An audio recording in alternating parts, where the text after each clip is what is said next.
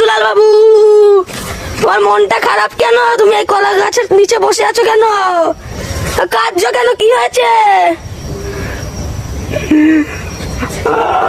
কি হয়েছে বলো বলো। কি বলছিস? আমি কাঁদবো না হাসবো? কেন, কি হয়েছে?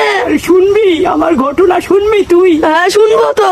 তাহলে তোর কাকিমা আমাকে বলেছে যে 5 ভরি সোনার হার নেকলেস আমাকে দিতে হবে।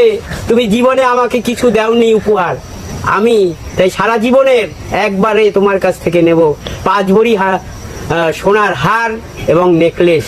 বল এই বাজারে 5 ভরি হার 5 ভরি সোনার কত মূল্য? যার 1 ভরির মূল্য সে 1.5 লাখ টাকার কাছে। আমি কি করে দেব বল? আমার আর মরা ছাড়া উপায় নেই। আমি এখন মরতে যাব, কিন্তু আমি মরতে যাচ্ছিলাম। এই ঘটনা হয়েছে 7 দিন আগের এই ঘটনা। আমি মরতেও পারছি না। তাহলে শোন, প্রথম আমি মরতে গেলাম গঙ্গার জলে ঝাঁপ দিয়ে মরবো। যেই গঙ্গার জলে ঝাঁপ দিতে যাই, অমনি আমাকে এক ভদ্রলোক সে আঁকড়া দিয়ে আমার মাজায় টান দিয়ে আমাকে তুলে নিল। তারপরে সেখান থেকে চলে আসলাম। তারপরে আমি গেলাম সেই রেল লাইনে মরতে। রেল লাইনে গিয়ে মরবো। বসে আছি, গাড়ি যখন আসবে বসে আছি, তখন দেখছি কি শুনছি কি একটু পরে 1 ঘন্টা ধরে বসে আছি, তারপরে শুনছি আজকে গাড়ি বন্ধ। তাহলে আমার সেদিনও মরা হলো না।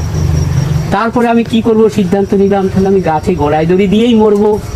গাছের যে ডালটাই আমি গলায় দড়ি দেবো, দেখছি যেই গাছের নিচে গিয়ে দেখছি যে ডালটা আমি দড়ি ঝুলাবো, সঙ্গে সঙ্গে সেই গাছটা আপনা আপনি মরমর করে ভেঙে গেল। দেখ, এখানেও আমি ফেল। এখন আমি আসছি, চিন্তা করছি এখানে বসে কি যদি আমাকে কেউ একটু বিষ দিত, সেই বিষ খেয়ে আমি আমার জীবনটা শেষ করে দিতাম। আমি এনেছি তো বিষ। তুই এনেছিস? হ্যাঁ। আরে তুই আমাকে বড় উপকার করেছিস রে ভাই। এনাও মুড়ির সাথে বিষ মেশানো। সময় নাই, আমার বিষ খেতেই হবে।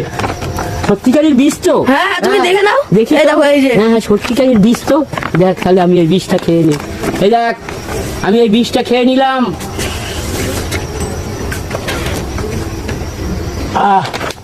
ধন্য, আমার বিষ খাওয়া হয়ে গেল। ফেলে দাও, প্যাকেটটা ফেলে দাও। আমি বসি, আমার মৃত্যু তো অবধারিত হবে। তোমাকে তাহলে একটা সত্যি কথা বলবো। আবার কি সত্যি? আমার তো মৃত্যু এখনই হবে। ওটার ভিতরে বিষ ছিল না। কেন? ব্রিটানিয়া বিস্কুটের গুঁড়ো ছিল। তাহলে আমার মরা কি হলো না? না। আরামজাদা, তোকে আমি